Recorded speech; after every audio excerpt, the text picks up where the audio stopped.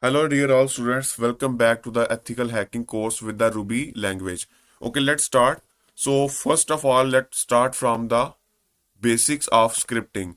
Okay, here you can see there is a file and which name is bash underscore 5. But in the last it have .sh extension and this file have .bash extension. It means that this is the bash file. It means this is also a bash file.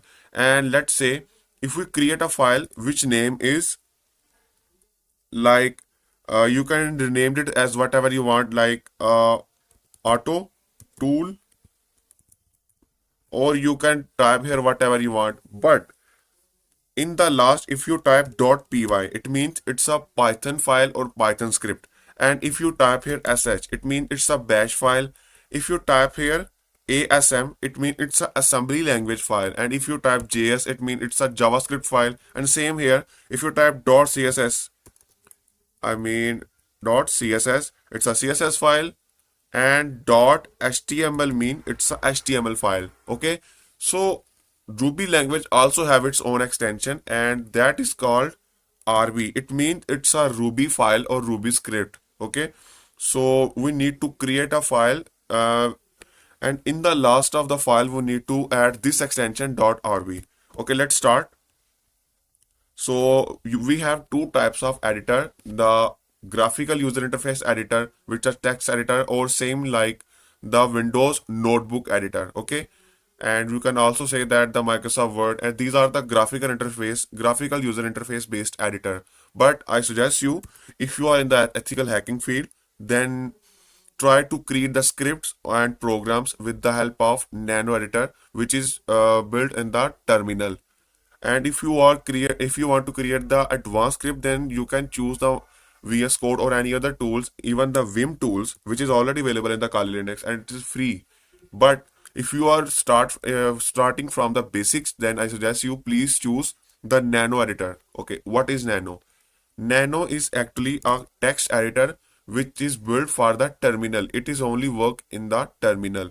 Okay, and it have the limited features, but from the basics, that's all that you need. Okay, so how you can use it? When you are editing any notebook, any text file or any code file, then you just need to double click on that file, or you can open with the text editor. Okay, like I have a gedit text editor and mousepad text editor. Both are the same types of text editor, graphical user interface based text editor. Okay, but in the terminal you need to select the location. Let's say in this location there are multiple files are available, so I like to create a new file. Even you can edit the previous already created file like nano, and let's say I want to create this file sample file.py. Okay, so type here sample file.py. So here you can see this code is available in this file, and we edit this file with the help of Nano Editor. And here are the shortcuts. You can use these shortcuts to execute the code, to save the code and anything. These are the shortcuts which show you that how you can use this text editor. Okay, press Ctrl plus X to exit and Ctrl plus O to save this file. Let me press Ctrl plus X to exit. So if you want to create a new file and edit that file with the help of Nano text editor, so for this purpose you have the same method. Just type here the file name which is already not available. It's create that file for you and edit for you. So now type here Nano. Let's type create a new file sample underscore ruby.rb. You can rename this part as whatever you want, but just in the last you need to type this one .rb. It means you are creating the Ruby file or Ruby script. Okay, so here you can see now you can type your code here. So let's start. If I type here puts, then hello Ruby. Okay, all right, so we need to save this file. So press here Control plus O and then press enter, because I don't want to rename this with the new file. Just press enter and your file is saved. Now simply press Control plus X to exit from here. you have a command clear. With the help of this command, we can clear our terminal. Again, type ls to check the packages or files and folders. So we create the file sample file.rb, this one. Okay. Now if you type here ls space minus la, it means this command show you all the files and folders permissions. Like our file, let's find our file. Okay, this is our file. Here you can see some files color is white and some file colors is green. The green colors mean this file have the execute permissions. Let me show you. And here you can see execute permission. But currently our file is in the white color. And let's check its permission. You can see read write and read read. So second step is that you need to give the execute permission to this file, because without the permission it cannot be executed. And if you type here chmod plus x, with the help of this command, you can give the permission and taking back your permissions. If you type here plus x, it means you are giving the permissions. And if you type here minus x, it means you are cancel all the permissions or taking back the execute permission. Okay. So now we need to give the permission. So type here chmod space plus x and then type your file here, file name here, sample file dot let me find the file, sample ruby.rb, sample ruby.rb. Press enter. Now again type ls minus la after giving the permission and find your file.